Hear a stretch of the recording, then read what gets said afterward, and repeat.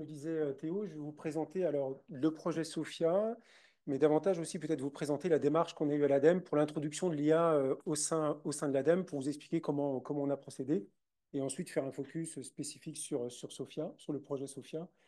Alors, l'origine du projet Sophia, je crois que c'est Laura qui en a parlé ce matin. C'était à l'origine, j'avais vu le projet Climate Q&A, qui est l'IA générative, qui est pluguée sur l'ensemble des rapports du GIEC, qui vous permet de faire des requêtes en langage naturel. Et puis, l'avantage, c'est que ça vous source l'ensemble des documents.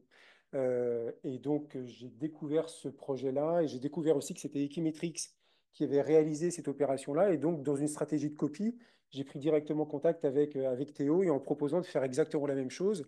Le but étant de créer justement cette IA sur les corpus documentaires experts de l'ADEME. Alors, je ne sais pas si Mathieu est toujours là, mais en tout cas, ce matin, tout à l'heure, Mathieu a cité Euclide, qui disait, par rapport à la nécessité, en tout cas, de pouvoir affirmer les sources, bah là, à l'ADEME, c'était exactement la même chose. L'ADEME est majoritairement constitué d'ingénieurs. Et ce qui est important pour eux, c'est quand on fait référence à certains documents, le but, c'est que ces documents puissent être aussi référencés et qu'on puisse savoir systématiquement les sources des documents. Donc ça, c'était l'origine du projet, on va dire une stratégie de copie et de répliquer en fait ce qui avait été réalisé sur Sophia. Mais très rapidement, ce qui était aussi intéressant, c'était de ne pas plaquer une solution comme ça clé en main à l'ensemble de l'ADEME. Pour ceux qui ne connaissent pas l'ADEME, on est à peu près 1000 collaborateurs, majorité d'ingénieurs, qui traitent les thématiques environnementales sur un spectre qui est assez large. Et donc, en ayant en tête cette expérimentation de vouloir copier Climate Q&A, on a lancé un appel à cas d'usage à l'ensemble des Adémiens à travers une plateforme d'open innovation interne. Et ça a été l'occasion, en tout cas, de générer des idées et surtout aussi de pouvoir vérifier le fait que l'idée qu'on avait de pouvoir tester une IA générative sur des corpus documentaires externes à l'ADEME était aussi vérifiée. Donc là, on voit, il y a eu différents projets qui sont remontés, à peu près une vingtaine et qui aussi faisait remonter la nécessité de pouvoir interroger des corpus, parce que certains ingénieurs au sein de l'ADEME, et surtout des ingénieurs qui sont basés en région, sont souvent interrogés alors par des préfets, des présidents de structures intercommunales, par des maires, et qui leur posent des questions, alors que ce soit au sein des commissions, en disant quels sont les projets liés à l'adaptation au changement climatique sur mon territoire ou sur la mobilité. Alors quand ça tombe sur un ingénieur dont c'est la compétence, ça tombe bien. En général, un ingénieur n'a pas la compétence sur l'ensemble du spectre.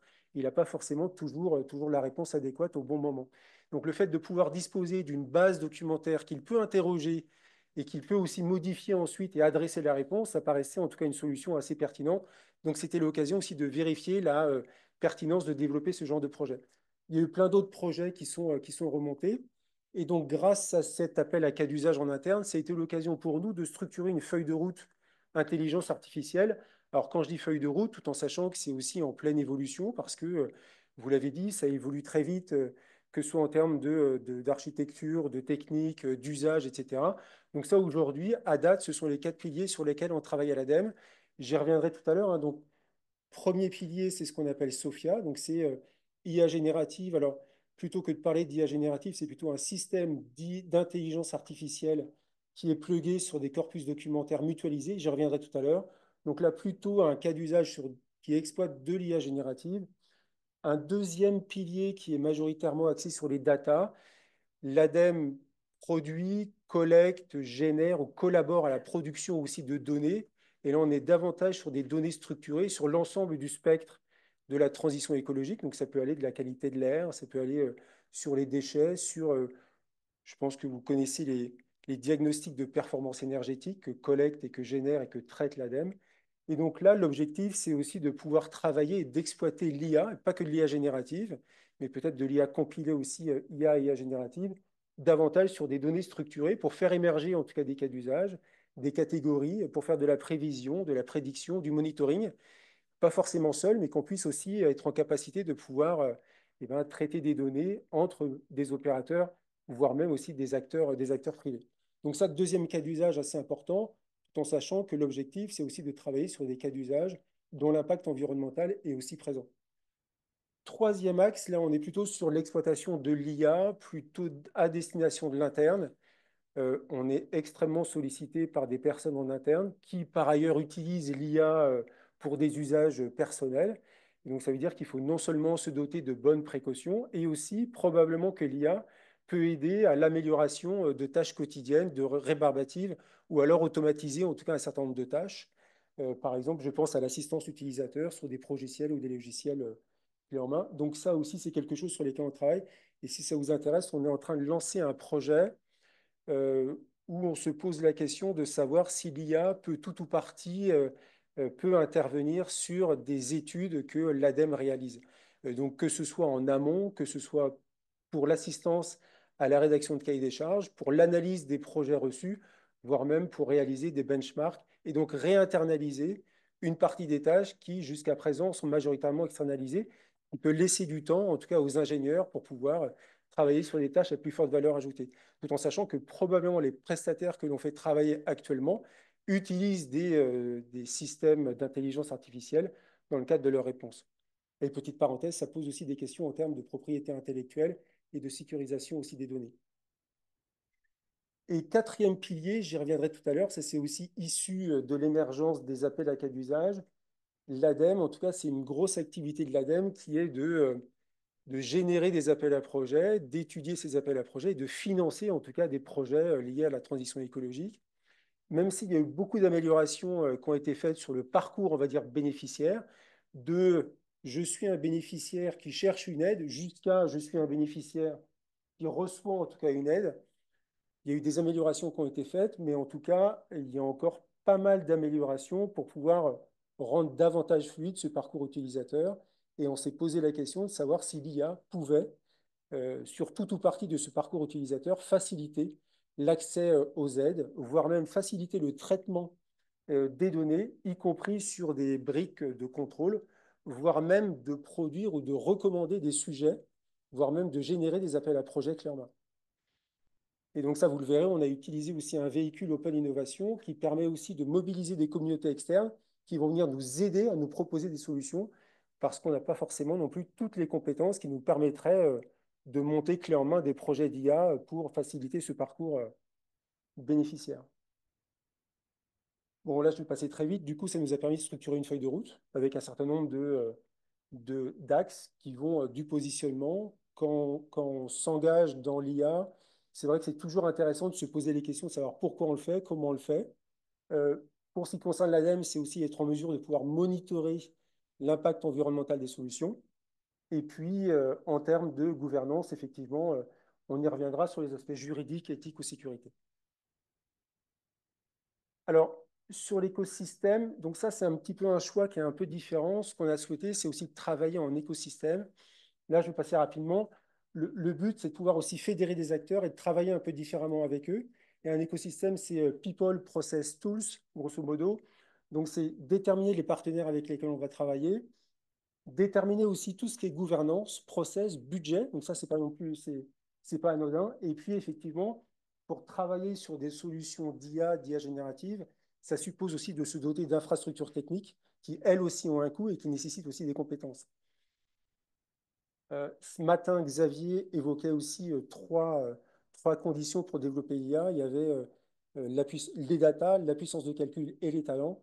Il y a aussi, en tout cas, l'argent, les coûts que ça peut générer, ce qui n'est pas non plus anodin, et aussi des questions comme juridiques ou éthiques, mais il n'y a pas que ces trois piliers. Bon, ça, je vais passer rapidement. En tout cas, ce qui est aussi intéressant, c'est dans le cadre du fonctionnement de l'écosystème, euh, on est plutôt sur une dimension un peu, on va dire, un écosystème plat. Il n'y a pas forcément un leader particulier. On travaille vraiment dans une gouvernance collégiale. Et puis, on est plutôt ouvert, c'est-à-dire que quelqu'un qui fait partie de l'écosystème, en tout cas, ce n'est pas exclusif, bien évidemment, il peut participer à d'autres écosystèmes. Alors, Sophia, donc c'est. Bon, alors, juste, l'ambition, c'est vraiment de créer, Sophia, une IA publique de confiance multi-opérateur sur la transition écologique. Donc aujourd'hui, on mutualise des corpus du CRMA, du CGDD et de l'ADEME sur les thématiques de la interne CRMA, interne CGDD et interne ADEME. Se posera la question demain si on ouvre ou pas, mais ce qui pose aussi d'autres questions en termes de fiabilité du dispositif. Alors, comment on a fait pour travailler, pour élaborer Sophia? Là, pareil, je vais aussi passer rapidement, mais ce qui est aussi intéressant, c'est de travailler à des cas d'usage. Donc, on a travaillé aussi sur des personas pour voir vraiment quels étaient les usages potentiels de Sophia. Et puis, on a aussi constitué des communautés de bêta-testeurs qui nous a permis aussi, tout au long de l'élaboration de Sophia, de vérifier systématiquement les résultats des réponses posées par des vrais utilisateurs. L'étape aujourd'hui, donc je parlais d'écosystème, et ce qui est aussi intéressant, c'est de rédiger aussi une convention de coopération à l'intérieur de laquelle on rédige l'ensemble des liens de réciprocité entre les différents partenaires. Et aujourd'hui, on est dans une dynamique plutôt de recrutement pour essayer de faire en sorte, comme je dis, on était trois aujourd'hui. Le but demain, c'est de pouvoir recruter d'autres opérateurs publics qui vont venir élargir la base documentaire et le corpus documentaire expert. Alors, Sophia, comment ça marche? Donc, ce qui est assez intéressant, c'est que ça permet, via en langage naturel, d'interroger les corpus documentaires mutualisés ou alors les corpus individuels. Vous pouvez aussi, en tout cas, en interne, l'utilisateur peut choisir un corpus, plusieurs corpus ou l'ensemble des corpus en langage naturel. Ça lui donne une réponse qui est générée par une IA générative et ça lui source les documents. Il a la possibilité aussi de faire des recherches bibliographiques, d'interroger les documents et d'interroger avec les documents. Et aujourd'hui, on a à peu près un peu plus de 17 000 documents qui constituent la base documentaire. Donc là, c'est l'interface qui aussi sera amenée à évoluer. Donc, une possibilité, vous avez la possibilité de poser votre question et ensuite d'avoir des onglets qui permettent de faire une recherche documentaire.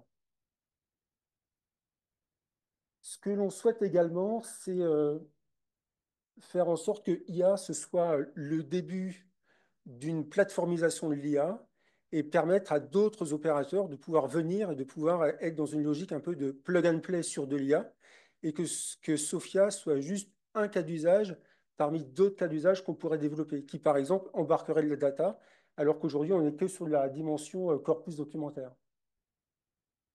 Alors, bien évidemment, tout ça, c'est en work in progress. Il y a pas mal d'améliorations à apporter, que ce soit en termes de performance, de fiabilité du dispositif, que ce soit en termes, par exemple, d'UX, et que ce soit aussi d'interopérabilité avec des systèmes ou des logiciels internes, notamment d'interopérabilité pour pouvoir automatiser l'intégration de documents supplémentaires. Là, je vais passer rapidement. Vous vous souvenez du quatrième axe sur les aides et les services qui permettait sur l'ensemble du circuit bénéficiaire de tester des hypothèses d'IA. Et donc pour ça, on a lancé un challenge qui a débuté le 3 octobre à travers trois défis. Notamment, le premier défi est de poser ce défi en disant euh, l'objectif, c'est de faire en sorte qu'en langage naturel, le bénéficiaire pose sa question. Le deuxième défi vise justement à être en capacité de pouvoir analyser les réponses. Et le troisième vise à faire en sorte l'hypothèse de dire est-ce qu'une intelligence artificielle peut analyser l'ensemble des informations accumulées par l'ADEME et faire des recommandations de sujets à adresser dans le cadre de futurs appels à projets. Et donc ça, c'est en cours. Donc ça a débuté le 3 octobre et l'annonce des lauréats sera faite le 16 décembre. Merci beaucoup.